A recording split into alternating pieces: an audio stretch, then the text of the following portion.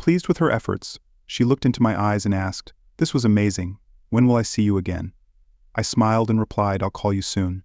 She leaned in and grabbed the $100 bills from the nightstand, hesitating at the smaller stack of $100 bills. I said, "Take it as a tip." She grinned, took the second pile and gave me a quick kiss on the cheek. As she walked to the door, she turned back and said, "Merry Christmas." Her mercenary look shattered my fantasy. Alone in the room, I realized there was no love, no companionship, just an expensive escape in a Las Vegas hotel. "Merry Christmas," I muttered, rolling over to sleep. When I woke, I reviewed the weekend. Despite last night's expense, I still had a $3,500 profit from blackjack. My goal was $5,000 by week's end, but it would be harder now. Each Vegas trip followed strict rules: only blackjack, no drinking or playing when tired, avoiding attention, spreading bets across casinos and leaving once the goal was met. I had strategies like changing my appearance and varying my goals. I never played big money tables, preferring the $10 minimum. Sometimes I'd pretend to lose by making foolish plays after ordering drinks. I never cashed in all my chips at once to avoid detection. Despite precautions, I knew I'd eventually be caught and banned. I had a talent for numbers and a photographic memory, giving me an edge in card counting, which casinos considered cheating. I knew the risks, but started when I desperately needed money. Now it was a way to recover what I'd lost. Though some things, like my career in Laura, were gone forever. Once a respected math professor, I now debated whether to hit or stand. Laura's betrayal and my rival's schemes had ruined me. Reflecting on my downfall, I wondered how this hand would play out. I remembered my first day at the university as an assistant professor. I was lost on campus trying to find the math department when a student helped me. I then navigated the maze of offices to find the head of the department, Dr. Ben Stevens. After timidly knocking on his door, I was invited in by a loud voice. Inside, I met an elderly man behind a desk cluttered with files. "Ah, you must be Reed. Are you hungry? Let's get some food and Guinness." "On you," he said. That was my introduction to Dr. Stevens. Over lunch and a few beers, he insisted I call him Ben and introduce me to everyone in the department. The next morning, hungover and unsure of anything, I returned to his office. He loudly discussed my class assignments and gave me a rundown of the school's dynamics for hours. The English department feuds with the Spanish department. Nobody likes the French and few find the German department. The Oriental languages are the rising stars. Chemistry gets along with biology but not botany. Astronomy is laid back. History keeps to themselves and poli-sci is always causing trouble. Sports teams are inept but overfunded. At lunchtime, Ben took me to a biker bar, where he was well known for restoring motorcycles. He was working on a 1940 Indian Chief, and everyone was eager for the unveiling. After a long afternoon at the bar, I stumbled home, wondering how long my liver could keep up. The next day, still groggy, I went back to Ben's office. "Well, Reed, it was 50-50 theas on whether you'd show up with a tattoo today," he joked. We discussed the upcoming student orientation and his management style, which gave professors a lot of autonomy. He then showed me my office, commenting on the pros and cons of each classroom. "The acoustics in your main classroom are terrible, but the bad heating will keep students awake," he said. He explained that office location indicated one's rank in the department. At the end of the hall, we found a maintenance worker painting a door with Annex Office of Dr. Jason Fader. Ben, confused and upset, asked what happened. The worker explained that he had been told Ben changed his mind about the office assignment. Ben calmly requested to see the office, clearly frustrated by the situation. Tom followed Ben's order and opened the door. Inside, the office was furnished with plush furniture, chic decor, and new equipment, including a state-of-the-art computer. Ben examined the setup and turned to me, saying, "It looks like Dr. Fader spent his entire budget updating your office, Reed. Congrats." He then instructed Tom, "Change the locks as ordered. Do not give a key to Dr. Fader. No one is to remove anything without my permission. The sign on the door will say Dr. James Reed." As we walked away, Ben said, "I've put you in the middle of a power play by our associate professor, but I'll teach him a lesson." I frowned. "I don't remember meeting him on Monday." Ben laughed. "You didn't. He ignored my invitation, probably because he's an idiot. We went to a pizza parlor and many early arrival students stopped by to chat with Ben. It was clear he loved interacting with them. On Thursday, I finally met Dr. Jason Fader while working in my new office. Hearing the doorknob rattle, I opened the door to an angry man. "What are you doing in my annex?" he demanded. "Good morning. I'm assuming you are Dr. Fader." "I'm James Reed, the new assistant professor," I said, offering my hand. He ignored it. "What are you doing in my office?" he repeated. "Dr. Stevens assigned me this office with the furnishings," I replied. Fader went ballistic, ranting in the hallway. I stayed calm as he insulted Ben. "I don't care what that old fool said, you're leaving." "I will leave only if Dr. Stevens tells me," I replied. He assured me I'd be out in 10 minutes and stormed off to Ben's office. Ben's secretary Mary witnessed the rant, so Ben was forewarned.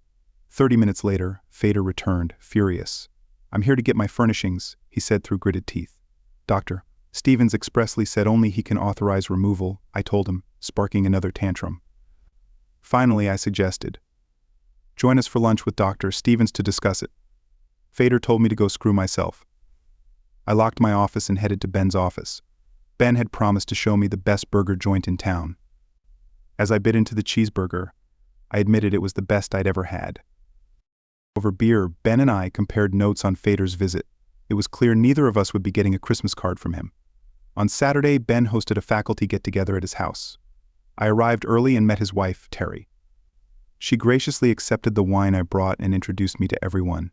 Between conversations, Terry shared stories about Ben, making me like him even more. She revealed they couldn't have children, which had strengthened their bond, but left them wondering what might have been. Terry gave me a touching compliment, saying Ben thought of me as a son. I was moved to tears. "Damn boy, I thought only Terry could make people cry," Ben joked, appearing behind us. He then took me to his immaculate shop to show me his restored 1940 Indian motorcycle, explaining how he had brought it back to life from a junkyard find. "Something this beautiful deserves a second chance," he said, and I agreed. As the party ended, Terry and Ben saw me out. Terry kissed me on the cheek and invited me to dine with them any time. Ben joked, "I already see too much of you during the week, and I won't let you bother me on weekends." With a twinkle in his eye, he suggested I help him restore his bike projects on Saturdays. That first semester, I relied on Ben for advice and soon saw him as a mentor. We had a standing lunch date every Thursday, and after the first week, Ben insisted on treating me. I started mastering my courses and focusing on math theorems. I had a natural talent for numbers, which earned me a nerd label in high school. As an undergrad, I excelled in math and continued to pursue my studies, earning my master's and doctorate. Despite job offers, I chose an assistant professorship to work on equations. With Ben's guidance, we spent afternoons working on equations, eventually publishing variation and a proposed answer to the Hodge conjecture. The paper sparked debates and brought attention to our work. However, Dr. Jacob Fader criticized it, causing some internal conflict. In my second year, I continued refining my theory with Ben as my sounding board. My office moved next to Ben's, indicating I was being groomed for his position when he retired. I also received tenure, which Fader opposed, accusing Ben of favoritism. An independent review cleared Ben, but the infighting took a toll on him. When I became an associate professor, the assistant professor position reopened. To avoid criticism, Ben formed a vetting committee, including Fader. Fader opposed any candidate favorable to Ben or me. Then Laura Simmons walked in. Her credentials and charm impressed everyone, especially Fader. After she left, Fader raved about her, and Ben and I agreed. Laura became the new assistant professor. As we left the room, I told Ben, "Give Laura my cold, drafty classroom." He asked why, and I said, "Because with her looks, every male student will need a cold shower." He laughed and kept my classroom, but reassigned my freshman courses. At Ben and Terry's annual party, I saw Laura alone with an empty wine glass. I approached her and she smiled. "Hello, I'm James Reed," I said. "Hello, Dr. Reed. It's an honor to work with you," she replied. "Call me James or Reed like Ben does. Reed suits you." "Call me Laura," she said with a smile. Ben joined us, joking. "Reed, you've proven yourself as more than a poor lunch companion." He then offered Laura a tour, adding, "Let's go find my wife in this crowd." As I watched Ben lead Laura away, I felt a void. I made sure to keep bumping into her at the party, engaging in small talk. We grew more comfortable around each other. I got her another glass of wine and saw her talking to Jason Fader. When I handed her the glass, she thanked me. Fader looked annoyed and dismissed me from their conversation.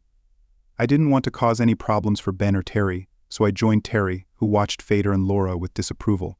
"This is the first time Jason has attended one of our parties," she said. "It's obvious why he came. "Where's Ben?" I asked. "He's hiding in the shop, disgusted by Jason." "Are you going to join him?" Terry responded. "No, I'll head home." "Tell Ben I'll be at the office tomorrow and we'll help him with the BSA bike in the evening," I said, leaving with a hug from Terry.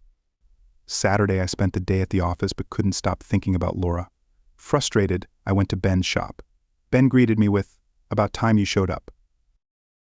I had to replace you with another mechanic." Laura was there in casual clothes. Clearly no work had been done.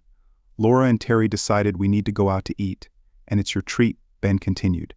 We laughed and agreed. We went to an Italian restaurant that ignored the dress code due to Ben's long patronage. The bill was high, but sitting next to Laura made it worth it. Later, at a jazz bar, I asked Laura to dance. As we swayed, she leaned away and said, "I should be angry with you." "Why?" I asked, puzzled. "You left me with Jason Fader. He made my skin crawl and told me to follow him home." I apologized, and she said I could make it up by taking her out on Friday. We started dating and soon became exclusive, despite Fader's continued attempts to see Laura. She joined Ben and me in our work on the Hodge conjecture, and Fader often tried to interrupt us. He even offered to help but failed to drive a wedge between us. After the school year, Laura and I got married. For 4 years I was blissfully married to the loveliest woman. I enjoyed my work and friendship with Ben and restored a 1969 Harley-Davidson Electric Glide. The only issue was that the Hodge conjecture still eluded me. One day, frustrated with my equations, I thought about how to inspire kids in math. I realized our elementary education was lacking and conceived an idea to create entertaining math shows for kids using the university's broadcasting system and celebrities. Saturday evening we went to Ben's to grill steaks. After dinner I brought up my idea. Guys, this sparked a discussion, and I saw Ben and Laura getting excited about the idea. I planned to push for them to co-host the shows once everything was set. The shows premiered to great success, syndicating nationwide and generating revenue for the university, as well as enriching Ben, Laura and me. Laura and Ben became well known, while I stayed busy writing scripts. This break from the Hodge conjecture was a relief. I also co-authored several math textbooks and discussed having children with Laura, but she objected to the timing. Unexpectedly, Ben announced his retirement to emeritus status, recommending me as his replacement. I was emotional at the thought of replacing him, but prepared for the process. At the open hearing, I was ready for my promotion, but things took a turn when Karen Hudgens accused me of coercing her into an affair. I protested my innocence, but the committee allowed her to continue. I saw Laura in tears and felt devastated. Karen's roommates corroborated her allegations and Laura left during the testimony. Given the chance to speak, I denied all allegations and requested an investigation. The committee quickly decided not to promote me. I left, finding that Laura had packed and left me. I went to Ben, who was shocked and supportive, suggesting we fight back. But my priority was finding Laura. Despite my efforts, I couldn't locate Laura. The university made Jason Fader interim department head and evicted me from my office. Weeks later, I received a call from Terry at 2 a.m. Ben had died of a heart attack before I arrived at the hospital. We struggled through the funeral, and Terry decided to move to Florida to be with her sister, leaving me feeling completely alone. Soon after, the university promoted Fader to Ben's position. He summoned me to his office, making me wait 2 hours before accusing me of plagiarism. When I asked who accused me, he grinned and said my wife, Laura. I soon faced another committee, chaired by the dean, investigating the plagiarism allegations against me. This time, I had an attorney and anxiously awaited Laura's testimony. She entered and glared at me with sheer hatred. My attorney silenced me as I tried to speak. Laura claimed I had stolen work from Dr. Jason Fader with Dr. Stephen's help. My attorney couldn't disprove her story. Laura finished testifying without looking at me, and the committee soon terminated me for plagiarism. 2 weeks later, I received divorce papers from Laura. At the deposition, I kept interrupting, trying to speak to her, leading to a contempt citation from the judge. When the hearing finally occurred, the divorce was granted. Laura received 65% of our assets, the house, and alimony for 2 years. As she left the courtroom, Fader comforted her. Then Laura sued me over the TV show rights. I threw down the papers, hopped on my bike, and rode aimlessly. I assumed she won by default since I didn't attend. Everything I worked for was gone. I couldn't find a teaching job or any work in the business world. Out of options, I considered manual labor. In a coffee shop near Las Vegas, I decided to try my luck at a casino. Observing the games, I concluded blackjack had the most favorable odds for a player with a system. I started learning by watching and then playing, realizing not every player was rational. After 6 hours, I had a $3,000 profit. It was a revelation. I got a room at the casino and slept. The next day, I continued playing and learning about comps, courtesy cards, and blackjack strategies. I discovered the importance of moving between casinos to avoid drawing attention. Traveling from casino to casino, I built a nest egg and made alimony payments via postal money orders, begging Laura to call me in each letter. She never did. To avoid carrying large sums of cash, I used coin shops to exchange rare coins after flights. I kept minimal bank accounts but maintained a visible income source to appease the IRS. Despite my growing funds, I wasn't rich enough to retire. 3 years had passed since my disgrace. The alimony ended, and on the day after Christmas I woke up next to an escort. I had splurged because I made the mistake of calling Terry on Christmas Eve to wish her a Merry Christmas. "Hi Terry, just calling to wish you a Merry Christmas," I said. "Oh James, it's so good to hear from you. You should come spend Christmas with me." I laughed. "Santa and sand just don't mix. How are you, dear?" I was worried when I heard the news. Confused, I asked, "What news, Terry?" After a long pause, she said, "Forgive me, James, I thought you were calling to commiserate. Laura has remarried," she sobbed, and I was stunned. I had hoped Laura might forgive me someday. "Married? She's married?" I asked, feeling detached. "Who did she marry?" "It doesn't matter, James. Please let it go," she pleaded, but I insisted. "James, she married Jason Fader. They had a baby last month." I told her I had to go and hung up. Terry called back immediately, but I ignored it and headed to the nearest bar. I ordered the best top-shelf bourbon and asked for an escort. After 3 years of abstaining, I couldn't believe Laura had moved on. I drank bourbon shots until the escort arrived. We agreed on a price, and her looks assured me she'd be worth it. Upstairs, I vented my rage. When I was spent and hungover, I showered and headed to the lobby bar. Normally, I didn't drink and gamble. With a hangover, I knew today would be a day off. I planned to drink, hydrate, take aspirin and vitamins, and rest. I ordered a Bloody Mary at the bar, watching the busy scene around me. Suddenly, my comfort zone was disturbed when someone sat next to me. I glanced over and saw an attractive brunette trying to catch the bartender's eye. She was a blackjack dealer named Kay, who I recognized from the casino. She was competent, kind to rookies, and handled difficult players well. I always enjoyed her rotations and tipped her well, sometimes playing a hand for her to increase her tips. Though we never engaged in small talk, there was a mutual recognition. Dressed in her uniform, dark pants, white shirt, dark vest, and name tag, she smiled briefly at me before turning to the bartender. "Hi Kay, what can I get you?" he asked. "Hi Frank, can I get a 7-Up with no ice?" she replied. The bartender quickly gave Kay her drink, placing it on a cocktail napkin. She added another napkin under it, which seemed odd. She downed the drink in 2 gulps, slid out of the seat, and left, her hand brushing her empty cup against my drink. I found it rude but excusable, given her looks. As I pushed away the empty cup, I saw a message on the napkin. "They are watching you." My pulse raced and I stayed calm, draping my arm over the napkins and signaling the bartender to discard the cup. I pretended to clean my glasses and pocketed the napkin. Unsure if I was under surveillance, I left money for my drink and exited without incident. Back in my room, I reread the message and flushed the napkin away. I decided not to gamble, hoping a change in routine might prompt the casino to act if they had any proof against me. I spent the day watching TV, finding nothing interesting, just using it for white noise. The next morning, still undecided, I knew I had to contact Kay away from the casino's eyes and ears. From a mezzanine bar, I observed her shift and saw she took the number 7 bus home. The next day, I rode various buses to check if I was followed, but I saw no one. 20 minutes before her shift ended, I boarded the number 7 bus. When Kay got on, I whispered, "We have to talk." She recognized me, her eyes widening. She got off at the next stop and I followed her to an IHOP. We sat and she spoke first. "I wondered if you'd contact me. When I didn't see you, I thought you left town. I have a lot of questions. Who are they, and why are they watching me?" I asked. She leaned back. "You know who they are and why. The casino suspects you of counting cards." "Then why haven't they come for me?" I asked. "Because they're not sure yet. They want to watch you more. You don't fit the typical card counter profile, You play the cheap tables, don't make big bets when the odds are good, and sometimes you make dumb plays and lose money. The waitress interrupted us, and we placed our orders. I used the time to think of more questions. How did they spot me? Who knows? You're just on their radar, she said. How did you find out about me? I asked. They asked me to keep an eye on you. Why warn me? I asked. She hesitated before replying.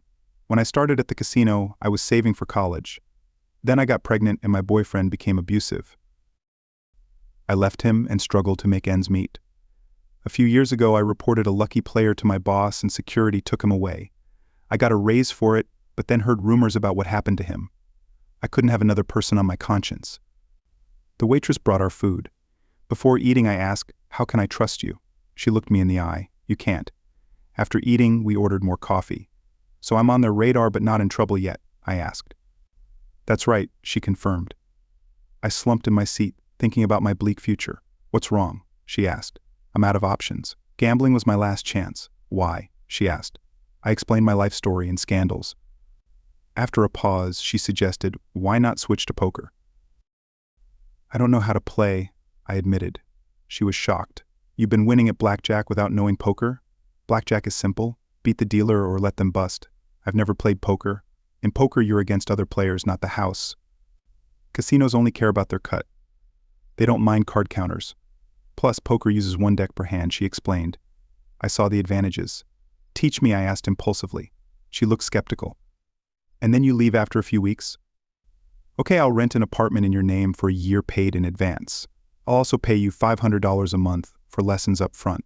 You'll have a safe place, no daycare costs, and I'll tutor your child. That's $6,000 immediately, plus no living expenses for a year." She weighed my offer. Finally, she said, "We have a deal. I arranged to meet Kay the next day after work to move her and her daughter out of the trailer park. At 7 p.m., I drove a U-Haul into the park, feeling uneasy about the covetous stares from the residents.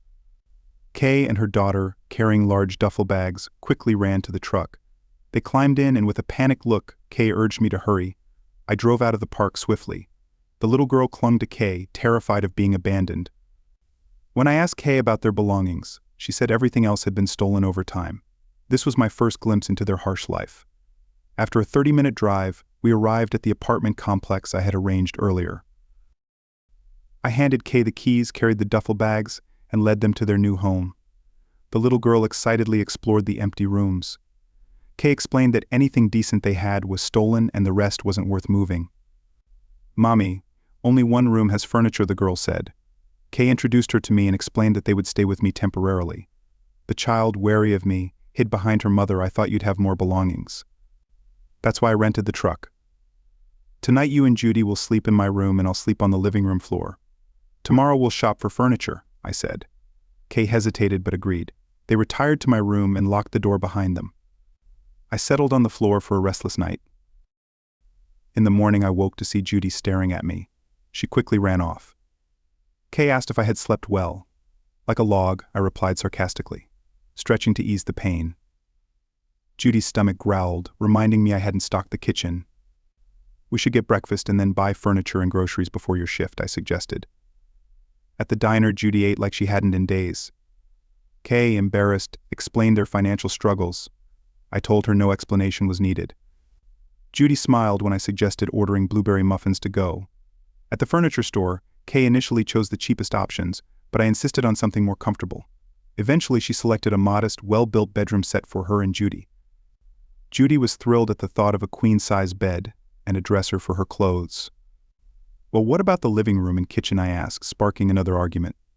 Kay insisted it wasn't necessary, but I disagreed. I finally told Kay that if she didn't choose, I'd let Judy pick. That brightened Judy, and Kay quickly chose some plain, comfortable furnishings. I got a small discount by paying in cash. After loading the furniture, we headed to Costco for kitchen items, linens, and other essentials. I noticed Judy eyeing the home entertainment section. I suggested Kay and Judy handle the groceries while I took care of the other items. Knowing it was pointless to argue, Kay agreed, and they went off to get another cart. When I caught up with them in the checkout line, Kay asked where I had been. "Impulse shopping," I admitted. She looked guilty, but I reassured her, and we pushed the loaded cart to the van. A passerby joked about us buying out the store. I replied, It takes this much to feed the kid," making Judy laugh. We all worked hard on loading the purchases into the apartment. Kay was surprisingly strong, and we managed to get everything inside. I hesitated as I carried in the home entertainment center I had bought, complete with a 42-inch TV, Xbox, and games. "So that's why you were gone so long," Kay mock glared as Judy danced with excitement. "This is part of the teaching method," I said, bluffing. "When Judy learns her lessons, she'll be rewarded." Judy eagerly examined each game. Kay went to get ready for work. When she returned in her uniform, she saw Judy and me on the floor, sorting parts for the new furniture. I was using it as a math lesson, having Judy count and calculate. Kay, amazed, watched us. "All my life I've wanted to teach," I said. She shook her head, said goodbye, and left for work. For the rest of the day, I assembled furniture and reinforced Judy's math lessons. By the time Kay returned, I had set up her bedroom. I knew she'd rearrange it, but I made the effort. I had hamburgers grilling, so Kay could relax and listen to Judy recount our day. After supper, Kay bathed Judy and retired to her bedroom. I cleaned the kitchen. When Kay returned in an oversized t-shirt and sweatpants, she still looked enticing. "Thank you for fixing my bedroom. I hope you don't mind if I move things around." She laughed. As we sat at the table, I showed her the nanny cams and how to access the feed. "If I thought you'd injure my child, we wouldn't be here. Your offer is a godsend, but if I had any suspicions, we'd stay in that hell," Kay said, her blue eyes clear. "Now you've been teaching Judy all day. It's time for you to learn." She opened a deck of cards and began shuffling. We started with 5-card draw poker. Kay explained the hand rankings from royal flush to high card based on rarity and odds, something I understood. We played until late, with her consistently winning me. Finally, she called it a night, saying she needed sleep. I went to sleep frustrated that I wasn't an instant success at poker, but was comforted by the lingering scent of Kay's perfume on the bed linens. The next morning, I woke up to the smell of bacon and eggs. Stumbling out of my room, I found Judy counting Cheerios at the table, adding and subtracting them before eating. Kay smiled as she finished cooking and set the table. It hit me that this simple domestic life was what I'd been missing. Meals had always been bought and eaten alone in public. A wave of depression hit me, but Kay's smile brightened my mood. I sat down trying to engage with them, but Kay could tell something was off. After breakfast, I kept busy with Judy's math games to avoid questions from Kay. Before leaving for work, she asked if I was okay. "I will be," I lied. Weeks passed in the same routine. Breakfast, lessons with Judy, Kay going to work, more lessons, dinner, Judy's bedtime, and then my poker lessons. We went through various poker games, and although I grasped the rules, I kept losing to Kay. This made me doubt my investment in our deal, but I persevered. One evening, while playing Hold'em, I got a royal flush. Before I could bet, Kay folded. Frustrated, I asked how she knew. She explained that my mannerisms revealed my hand. That marked the start of my advanced poker lessons, focusing on tells, bluffs, and other strategies over the next 2 months. Meanwhile, I continued teaching Judy, who excelled in everything from basic math to early algebra. Kay worried Judy might get bored in school, but I reassured her Judy would excel and enjoy it. On Judy's first day of school orientation, Kay took off work and asked me to join them. Nervously, she hovered around Judy like the other parents. Judy and the other kids were curious and eager to play. Just before class, Judy hugged me, surprising both Kay and me. I encouraged her, and she ran off to join her classmates. Afterward, Kay wiped away tears. I suggested we go to a park instead of staying in the apartment. We walked, ate ice cream, and sat on a bench, quietly enjoying the day. Kay began to share how she and Judy ended up in Las Vegas. She grew up with an booze-dependent father who kicked her out at 18. She moved to Vegas, met Charlie, and got pregnant. While Kay worked at a casino, Charlie stayed home, drinking and eventually cooking meth. He became abusive, and after a police raid, he threatened her from jail. Kay and Judy moved to a rundown trailer park, struggling to survive. As she talked, she started crying about losing Judy. I dropped my ice cream and held her as she cried. Passers-by stared, some thinking I was the cause. I consoled her, reminding her of her strength and resilience. She stiffened and looked at me with tear-stained eyes. "You think I'm beautiful?" "Trapped," I replied. "Yes, you're one of the most beautiful, desirable women. I wish I had a chance with you. Why haven't you told me this before? I'm a discredited professor scraping by in casinos. I have no prospects and I'm older than you. You and Judy deserve better. Living with you two is the best part of my life, and now I've jeopardized it by telling you. You've finally gone against your logical brain and taken a big risk. It wasn't the wrong call. We kissed passionately until a police officer interrupted, checking if Kay was all right. Someone had called them due to her emotional outburst. After reassuring the officer, we laughed, feeling a deeper connection. We continued living together, growing more close despite Judy's presence. She noticed the change and wanted us to do more activities together, which we tried to accommodate. My confidence grew as I understood human behavior better. Kay finally declared me tell-free, and I accompanied her to the casino. An hour after she started work, I entered, feeling the urge to play blackjack but noticed a security guard watching me. I diverted to the poker section studying the players and their tells. After a week of observing, I discussed my findings with Kay. We agreed the casino was in a wait-and-see mode with me. Kay insisted on our practice sessions, hinting it was her way of earning her keep. We tried to progress from G-rated to R-rated activities when Judy slept, but the physical frustration was intense. I suggested Judy have a sleepover at a friend's house, but Kay said that was a couple of years away. We continued our routine, trying to manage our growing passions. As I watched the poker games, I noticed several types of players.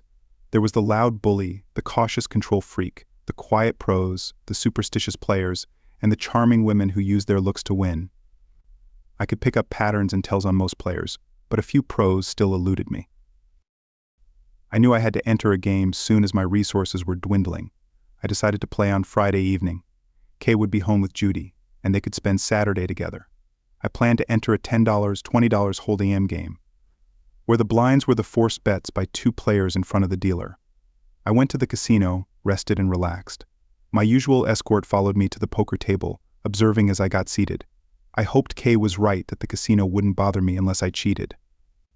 I bought in my chips and noted my fellow players, wondering who the sucker would be. Saturday afternoon, I stumbled back into the apartment. Kay and Judy were watching a Pixar movie. Kay looked at me with concern. "Well?" I tossed her an envelope filled with $100 bills. She whooped with joy, hugged me, and kissed me. Judy, oblivious, joined the hug. I told Judy she could pick the restaurant for dinner, and we ended up at Chuck E. Cheese's. After we ordered, Judy ran off to play, and Kay asked about my game. It went smoothly. "You prepared me so well that I saw the game unfold like a chess match. I wasn't the big winner, but I did well. A pro recognized my skill, and we stayed out of each other's way. Security didn't hassle me. I cashed out and came home." Kay nuzzled up to me. "Half the money in the envelope is yours," I said. "You went above and beyond teaching me." "We're partners now." Kay teared up, but didn't get a chance to respond before the food and Judy arrived. I felt her foot sliding up and down my leg under the table. To keep my gambling from disrupting our lives, Kay and I set ground rules. I could only play when Judy was occupied or with Kay. I'd buy in with a set amount, wouldn't chase losses, and any profits would go into a joint account. We also committed to a weekly family activity.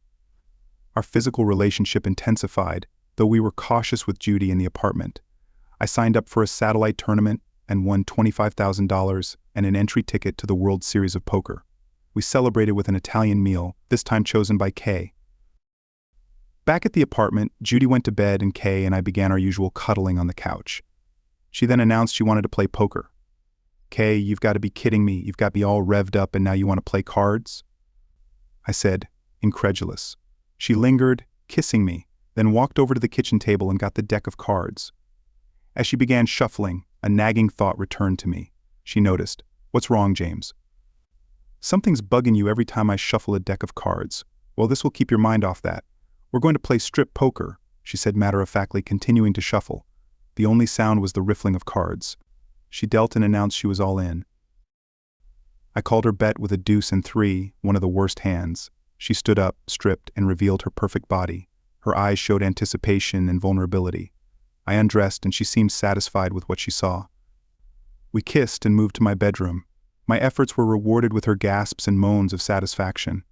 "Oh God, James, this is wonderful," she crooned, holding my hair tight. I continued to tease her until she climaxed, muffling her screams with a pillow to avoid waking Judy. "James, forgive me if I don't do this right. The only person I ever did this with was Charlie." I reassured her, and we continued, miraculously ready for another round. We both exploded into bliss. Afterward, we cuddled, but Kay had to go to bed with Judy as morning was approaching. Despite my frustration, I knew this was the beginning of a deeper relationship. Each evening became an exploration of each other's desires. and we rarely went to sleep frustrated. We thought we were keeping our relationship a secret from Judy. But one night during a thunderstorm, she asked to join us in bed. I thank God we were still clothed. We comforted her, and in the morning we all woke up together. At breakfast, Judy revealed she had known for weeks we were sleeping together. She just didn't understand why her mom couldn't stay in one bed all night. Her comments set us off laughing. Preparing for the World Series of Poker, I was nervous about media attention. Fortunately, ESPN focused on established stars, and I stayed under the radar. On my first hand, I flopped pocket aces. I decided to call the bet to build the pot. The flop came with the remaining 2 aces and a king of clubs, giving me 4 of a kind. Several players went all in, and I followed, knowing the cameras were now on us. I sat stoically as the remaining players folded, then revealed our hands. As I expected, the first bettor had nothing, the second had a pair of 8s, and the fourth had a pair of kings. A full house, but not good enough. The final 2 cards were anticlimactic. I quadrupled my stake on the first hand, gaining the power to dictate play at the table. I kept winning pots, with everyone folding to avoid risking their chips. By the end of the day, I was among the chip leaders. Exhausted, I returned to the apartment where Kay was excited by my news. She fed me, massaged me, and put me to bed. On the second day, I was moved to another table, still in the lead. I threw my weight around, frustrating the other players, and continued to grow my stack. By the end of another day, I heard muttered curses as I left. As I continued to dominate, I drew attention. An associate producer wanted an interview. I ignored the request, but was reminded of my contractual obligation. The interview was painful. I was aloof and uncooperative, leaving the interviewer defenseless. I overheard a producer asking why I was so difficult. At the apartment, I warned Kay that trouble was brewing. She told me to focus on my cards. Then the media report came out, labeling me a disgraced professor leading the World Series of Poker. My past scandals were now national news. Players used this to get under my skin, but I kept winning. Things worsened when a news crew ambushed Kay and Judy on their way to school, bombarding Kay with questions until she took Judy back inside. They didn't tell me to keep me focused. Despite the stress, we reached the point where every remaining player would get a cash prize. I was thrilled but unaware of the morning's events. Kay and Judy were under immense stress. Kay was questioned at work about our relationship and Judy faced taunts at school. They protected me while I quietly climbed the ranks. Eventually, we reached the final table. The tournament paused for more TV coverage. I agreed to a statement about my past without answering questions. On camera, I recounted my life factually, apologizing for my previous interview and explaining my desire to protect Kay and Judy. Choking up, I ended with a plea to leave them alone. I returned to the apartment where we began to decompress from the stress. Days passed and we all recovered, knowing the payday would be substantial. Meanwhile, my interview gained traction, aired by multiple TV stations. An enterprising reporter tracked down Terry Stevens, who corroborated my story. Then they searched for my 3 accusers, but I wouldn't learn about that until later. All I wanted was to spend time with Kay and Judy. Before the hiatus ended, I suggested a trip to the Grand Canyon. We packed a picnic and spent a peaceful day there. As we approached the apartment, Judy ran inside first. While Kay and I gathered things from the car, I sensed something was off. How did Judy get in the house? Before it registered, I heard her scream. Kay rushed in, screaming and struggling with a tall, unkempt man holding Judy and a large hunting knife. "God damn it, Cal, I'll eliminate her if you don't get off me," he roared. Hearing the threat, Kay backed off, begging for Judy's life. "Please, Charlie, please don't hurt Judy," she sobbed. "I want the money your boyfriend won at the tournament. Give me all the money and you and this little crap will live." "I'm still gonna mark you, but you'll live." Kay tried to explain that the huge stacks of chips were just for show and that no one had received them yet. But Charlie, high on meth, wasn't listening. He had made parole and found out Kay and Judy had disappeared, and then saw them on TV. He broke into the apartment, ransacked it for money, and was now threatening them. Kay's appeals only agitated him more. I had to divert his attention. "Hey Charlie, I'm the one you need to deal with. I'll give you everything I've got if you don't hurt Judy. Let her go and we can make a deal." Recognizing me, Charlie sneered. "Yeah, I know you. You're the sorry son of a cow who took this cow away from me. You want her? You're gonna have to pay." Judy tried to break free, and he brandished the knife near her throat. I lunged and grabbed his knife hand, forcing him to release Judy. She ran to Kay, as I yelled, "Run," and turned my attention to Charlie. We struggled, but he was stronger, built up from prison exercises. The knife slashed me and I retreated, trying to buy time for Kay and Judy to escape. Bleeding from multiple wounds, I continued to guard the door. Charlie enjoyed maiming me, but as I weakened, he sensed the need to escape. He rushed me and we both went down. I tried to keep the knife away, but he used his free hand to pummel my face. I was losing, just as I had failed all my life. My vision blurred and I knew I was about to lose everything. My last sight was Charlie's triumphant face as he prepared to finish me. "Don't hurt my daddy," Judy yelled. The words pained me more than any injury as I felt a painful electrical shock and everything faded to black. The annoying beat brought me around. My fuzzy brain struggled to locate the source. When I opened my eyes and saw white ceiling tiles, I heard someone say, "He's coming around." Activity buzzed around me, and then I knew Kay was there. I felt her warm, soft hand gripping mine as she cried over me. I tried to talk, but she just shook her head and smiled. Then, everything faded again. When I woke up again, Kay was still there, holding my hand. I was in intensive care. Kay reassured me that I had lost a lot of blood and needed stitches, but I'd be okay. The police had tasered us both before Charlie could finish me off. I would be moved to a regular room soon.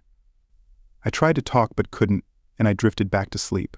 When I woke up again, I was in a different room with Kay still by my side, despite her exhaustion. "You need to go home and rest," I told her. She refused, saying she and Judy were fine up here. The mention of Judy reminded me of her cries and pain crossed my face. The last thing I heard was Judy begging me not to hurt her daddy. "I thought we were a family and losing that was the worst part," I said sadly. "Listen," Kay said sharply, "we are a family. Judy was crying for you. And you know how I know? You told me to go home. Not to the apartment, but to our home. Anywhere we are together is home." Before I could respond, Judy jumped on the bed, crying, "Daddy, Daddy, Daddy, Daddy." I began bawling as I held her. The three of us cried together while the nurses gave us a moment. Once we calmed down, Kay updated me. Charlie's actions were caught on our nanny cams, ensuring a long prison sentence. The video was released nationally. The World Series of Poker had contacted Kay to ask if I could continue. She left the decision to me. "What do you think, Kay? Should I continue or give up? Tell me what you want." Kay smiled. "I'm just happy you asked. This is your decision. Your family is behind you 100%. That's how I found myself at the final table, weathered but determined. I played low-key and watched others battle. The blinds increased, but I bided my time. One player, a classic bully, taunted and insulted everyone, including me, using my history to get under my skin. The World Series would penalize him for misuse, but stopping him would show he got to me. I bore it in silence. When we finally clashed, he mentioned my past and I remained calm. Losing the hand, I watched him celebrate obnoxiously. Play continued, and I managed to hang on by taking the blinds occasionally. Eventually it was just three of us, the bully, me, and a guy with a short stack who soon went all in and lost. Then it was just me and the bully. Las Vegas showgirls carried trays of $100 stacks, creating a mountain of chips for a dramatic visual, despite the impracticality. Now the battle was one-on-one, and the bully unleashed every insult he could. He crossed the line, calling Kay a meth head cow, and saw it hurt me. I told him he could say anything about me but to leave my family out of it. He sneered. I tried to think of something else, and the Hodge conjecture popped into my head, distracting me. Despite the bully's taunts, I continued to play well. When I took half his chips with a full house, I sarcastically asked if he was going to do a victory dance. Enraged, he insulted Kay again, and I almost lunged at him, causing a pause in the game. I looked at Kay and Judy in the audience, both upset. When the game resumed, I knew the bully had achieved his goal. I was on tilt. I tried to calm down by thinking of Kay's shuffling cards when we played strip poker. The shuffle reminded me of equations in the Hodge conjecture. My mind raced with calculations and I became oblivious to the game. I was shaken back to reality, realizing I hadn't looked at my cards and 5 million chips were in the pot. I looked at Kay and yelled, "The conjecture." She seemed to understand its significance. I re-raised without looking at my cards, flustering the bully. When the flop came, I went all in without knowing my cards. I walked over to Kay, holding her as the uproar continued. The bully called the bet, and I hit a jack-high flush against his straight. Luck was on my side, pandemonium erupted, and I was eventually brought back for the winner's presentation. The bully stormed out and I gave a few remarks, refusing the gaudy champion's bracelet in favor of a paper bracelet Judy made for me. We celebrated in a penthouse courtesy of the casino. When we settled in, Kay made everything worthwhile. Afterward, I requested legal pads, pens, and a laptop to start working. 3 months later, an article titled, "The Solution to Hodge's Conjecture by the Vronsky Shift," authored by Dr. Ben Stevens and Dr. James Reed, caused a stir in the math world. Terry Stevens and I were awarded $1 million for solving the conjecture. CBS's 60 Minutes featured me as a bad boy math genius. They tracked down Karen Hudgens and my other accusers of physical misconduct. One cracked and the others recanted, revealing that Jason Fader and the dean had coerced them. Jason had traded grades for lovemaking, videotaped the acts, and blackmailed the girls. Karen and the others were forced to accuse me to get their videos back. 60 Minutes aired a snippet showing Jason and the dean with the girls, followed by Karen tearfully begging for my forgiveness. The university's board of trustees announced an investigation, and the segment ended with the iconic ticking watch. As soon as the show ended, the phone rang off the hook. I monitored caller IDs to avoid people I didn't want to talk to, mainly old friends and colleagues who had abandoned me and now wanted to assure me they always knew I was innocent. Then my parents called. Though they had been quick to judge, I decided to hear them out. The only person I was happy to hear from was Terry Stevens. We cried together, knowing vindication had finally come, though at a great cost. The university's board of trustees reached out, inviting me to return. I flew back with Kay and Judy, fielding various offers. I told them I would discuss it with Kay and get back to them. In the VIP lounge at the airport, I saw Laura walking toward me. Despite the years, she was still beautiful. "Hello, Reed," she said, and her voice made my knees weak. I managed to croak out, "Hello, Laura." I had so many ways to start this conversation, but now my mind is blank. I thought about crashing the trustees' party, but since the dean, Jason, and I are persona non grata, I thought better of it. We've been unofficially notified we'll be terminated. Girls are coming forward about Jason's scheme, some from during my marriage. I left him. I'm going back home with my son to start over. I know I don't deserve it. But I want you to consider us. We were perfect together for so many years. I loved you so much, but when I heard that awful testimony, it clouded my judgment. I lashed out to hurt you. You'd love my son. If you met him, you'd see a beautiful little boy. If it's not too late, would you consider us? If not, I understand. I'd like your forgiveness. I know I don't deserve it, but I'm asking. I stood there, stunned. Laura, seeing you brings back happy memories. In a perfect world, we'd start over. She brightened up. But we're not in a perfect world. Kay might be an alley cat compared to you, but she's my alley cat. She'd stand by me no matter what. Our relationship is unbreakable. We'll love each other for the next 40 or 50 years, until one of us dies. Her face fell as I continued. I can forgive you for what you did to me because it led me to Kay. But I can't forgive you for how you treated Ben. He loved you like a daughter, and you abandoned him. You didn't attend his service or support Terry. You participated in academic dishonesty against him. So, no, I can't forgive you. I hope you and your son find happiness, but not with my blessing. Laura began to cry. A flight attendant told me my companion, Ms. Vronsky, and our daughter had already boarded the plane. Laura recognized Kay's maiden name from my paper. I turned and walked toward the Gulfstream jet. A perk from the trustees' party. Soon I was cruising at 30,000 feet with Judy in my lap, busy with her coloring book. I closed my eyes trying to let go of the residual pain. With closure from Laura, I felt a nudge and opened my eyes to see Judy wanting my attention. I looked at her algebra scribbles and told her they were correct. She smiled and returned to her book. Kay, amused, was shopping for a baby bassinet on her laptop. Closing my eyes again, I reflected on how, despite the imperfect world, finding your soulmate makes every play worthwhile. Then I felt another nudge from my little munchkin.